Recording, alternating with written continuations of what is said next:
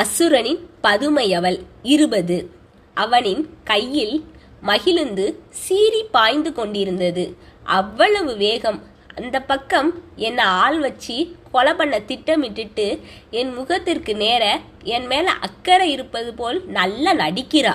Dammit என்று கோபத்தில் கத்தியபடியே பற்களை கடித்து கொண்டான் அனல்விழி. தனது வாழ்க்கையில் தான் நினைத்து பார்க்க முடியாத சந்தோஷத்தை தந்தவள்தான் ஆம்பல். அதே அளவு தனக்கு துன்பத்தையும் தந்து இனி அவன் நினைத்தாலும் மறக்க முடியாத அளவிற்கு அவனை துடிக்க வைத்து விட்டாள்.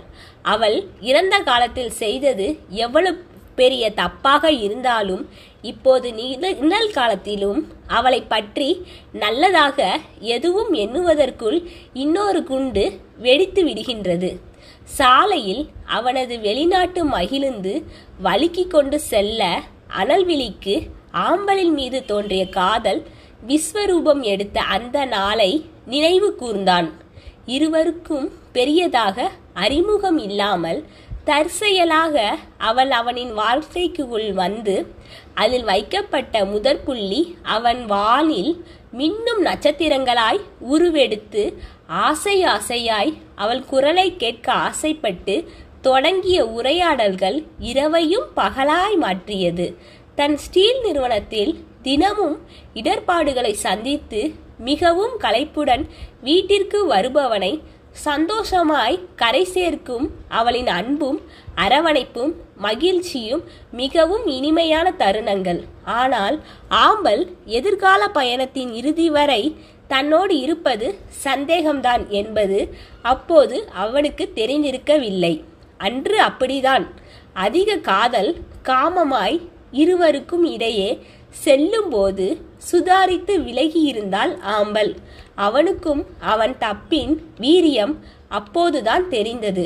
தன் முகத்தை அழுந்த துடைத்தவன் அவளை நோக்கி திரும்பி, ஆம்பல், நாளைக்கு உனக்கு காலேஜ் போகணும் இல்லையா? நீ சீக்கிரம் தூங்கு என்று சொல்லிவிட்டு வெளியே செல்ல போனான். அவன் கையை பிடித்து தடுத்தவள், இது உங்க வீடு விழி, நான் தான் வெளியே போகணும் என்று கூறி வெளியேறினாள். அன்று இரவு இருவருக்கும் சரியாக தூக்கம் இல்லை. காலை விடிந்ததும் முதல் வேளையாக அனல்விழியை தேடி சென்றவள் அவன் தூங்குவதை பார்த்து அவனுக்கு காப்பி கலக்க சமையல் அறையை நோக்கி சென்றாள். அவள் அடுப்பில் பாலை வைத்ததும் சரியாக அவள் பின்னே வந்து அணைத்து கொண்டான் அனல்விழி. அதில் மென்மையாக புன்னகை செய்தவள், எழுந்துட்டீங்களா என்றபடியே அவன் கை வளைவுகளில் இருந்து விடுபட திமிரினாள். ஆனால் அவனது பிடியோ உரும்பு பிடியாக இருந்தது.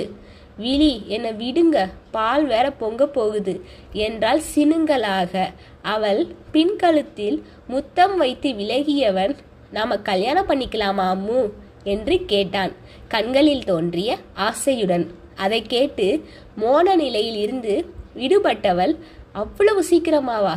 நான் இன்னும் படிச்சுக்கிட்டு இருக்கேன் விழி, அதுவும் இல்லாம நமக்கு திருமணம் செய்கிற வயதும் இல்லை என்றால் காப்பியை கலந்து கொண்டேன். அவள் கையை பிடித்து தன்னை நோக்கி திருப்பியவன், என்ன சொல்ற ஆம்பல்? நம்ம இருவருக்கும் இடையே காதல் இருக்கு. காதலுக்கு பின்னாடி கல்யாணம் தானே? அதுவும் நீதான் படிச்சு முடிச்சிட்டியே, இப்ப வெறும் டிப்ளமோ கோர்ஸ் தானே படிக்கிற? சொல், உன் தந்தையிடம் நம் திருமணத்தை பத்தி நான் எப்ப பேச என்றான்.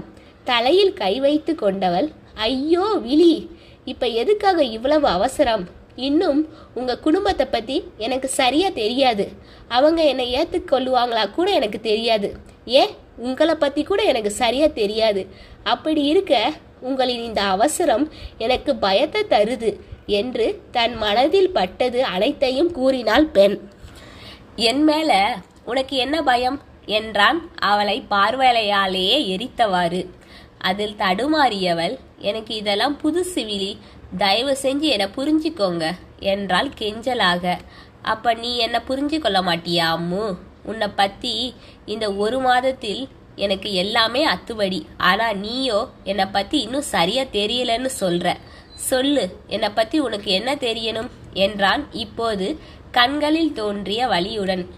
விழி, நான் அப்படி சொல்ல வரல, எல்லாம் வேகமா நடக்கிற மாதிரி இருக்கு, என்னால அதுக்கு மேல யோசிக்க முடியல என்றவள் காப்பியை அவன் கையில் திணித்துவிட்டு தனக்கு போட்ட காப்பி கோப்பையை எடுத்துக்கொண்டு வெளியேறினான். அங்கு வரவேற்பு அறையில் கிடந்த சோபாவில் அமர்ந்தவள் அருகே தானும் சென்று அமர்ந்தவன் பெருமூச்சு விட்டபடியே, நேத்து ராத்திரி நமக்குள் நடந்த விஷயத்துக்கு நாம வருவோமா என்றான் திடீரென்று. அதில் அதிர்ந்தவள், நேத்து ராத்திரி நாம இருவருமே கொஞ்சம் தடுமாறி தான் போயிட்டோம் விழி. நாம 2 பேர் வேலையும் தப்பு இருக்கு என்றால் காப்பியை ஒரு மிடறு அருந்தியவாறு. இனி தவறு நடக்கக்கூடாதுன்னு நான் பார்க்குறேன் அம்மு. அதனால்தான் உன்னை கல்யாணம் பண்ணிக்க அவசரப்படுத்துகிறேன் என்றான். அப்போது, என் மீது உங்களுக்கு காதல்னு சொல்லதெல்லாம் வெறும் பொய்யா விழி? நீங்கள் மிகவும் வித்தியாசமானவர்னு நான் நினச்சேன். ஆனால் நீங்களும் மற்ற ஆண்கள் போலதான்னு இன்னைக்கு நிரூபிச்சிட்டீங்க. சூடாக வந்து விழுந்தது அவள் வார்த்தைகள். இங்கே பாரு அம்மு என்று அவள் கைவிரல்களை பற்றியவன், ஊடல் கூடல் இதெல்லாம் காதல்ல சகஜமான ஒன்று. ஏன், நீயும் தானே என்னோட ஒட்டி கொண்டு இருந்தாய் என்ற வார்த்தையை விட்டுவிட்டான். அவன் கையில் இருந்த தன் கையை வெடுக்கென்று எடுத்தவள், அப்ப நான் தவறான பெண்ணுன்னு சொல்றீங்களா என்றாள் கோபமாக. அதில் பதறியவன், ஹே அம்மு, லூசு மாதிரி பேசாத, என் வாயில் இருந்து அதுபோல் வார்த்தைலாம் வரவே இல்லை என்றான். ஆனா நீங்க சொல்லியதற்கு அதுதானே அர்த்தம் விழி என்றால் அவன் கண்களை பார்த்து. தன் தலையை பிடித்து கொண்டவன், என்னை டென்ஷன் ஆக்காத அம்மு, எனக்கு தலை வர ரொம்ப வலிக்குது, நான் என்னோட நிறுவனத்துக்கு வேற போகணும் என்றான். ஓ, வெளியே போ என்று துரத்துறீங்களா? போறேன், நீங்க சொல்லலைனாலும் போகத்தான் போறேன். என் நண்பி அப்போதே சொன்னா, உன் ஆண் நண்பன் சரியில்லை என்று. அது சரிதான் போல என்றாள். அதுவரை அவள் பேச்சை கேட்டு அமைதியாக இருந்தவன் அவள் இறுதியாக சொன்ன வாக்கியத்தை கேட்டு வெகுண்டு எழுந்தான். அவன் சினம் கண்டு மிகவும் பயந்து விட்டாள். ஆம்பல், என்ன சொன்ன? நான் சரியில்லையா என்று கேட்டான் கர்ஜனையான குரலில். அது ஒன்றும் இல்லை விழி, நான் வாய் தவறி சொல்லிட்டேன் என்றால் திக்கி திணறியபடி. இல்லை, எனக்கு புரியல, நான் என்ன சரியில்லைங்கிறத விவரமா சொல்லு என்றான் தன் சினத்தை இழுத்து பிடித்தபடி. அதான் ஒன்றும் இல்லைன்னு சொல்லிட்டேனே, எனக்கு காலேஜுக்கு வேற நேரம் ஆகிருச்சு, நான் போறேன் என்று அவசரமாக சொல்லிவிட்டு வெளியே சென்றவளை வெளியே செல்ல விடாமல் வாயிலின் கதவை அடைத்திருந்தான். அவன் முகத்தில் இருந்த கடினத்தை பார்த்தவளின் இதயம் வேகமாக துடிக்க ஆரம்பித்தது. சொல்லு, என்னை பத்தி நீ கேள்விப்பட்ட விஷயத்த என்கிட்ட சொல்லு என்றான் தன் கைகளை கட்டியபடி. அது நீங்க சரியில்லை, அதனால்தான் என்னை உங்களிடம் பார்த்து பழக சொன்னா அந்த பெண்ணு என்று கூறினாள். ஆனா விழி, நான் உங்களை நம்புறேன், எனக்கு உங்க மேல அதிக நம்பிக்கை இருக்கு என்று அடுத்த வாக்கியத்தையும் அவசரமாக சேர்த்து கூறினாள். அதற்கு அவன் எதுவும் பேசவில்லை.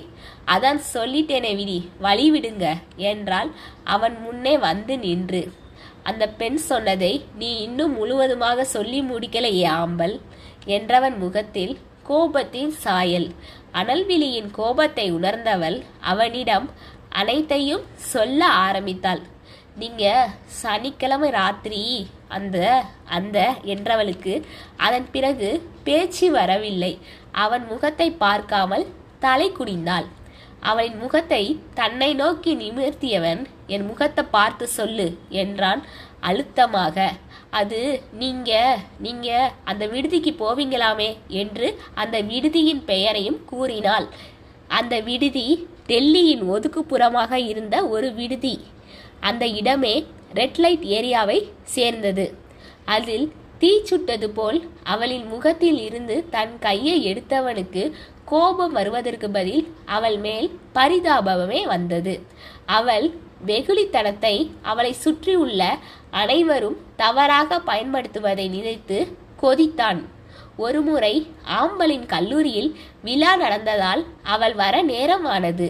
அதனால் அவளை அழைத்து வர அவளின் கல்லூரிக்கு சென்றிருந்தான் அனல்விழி.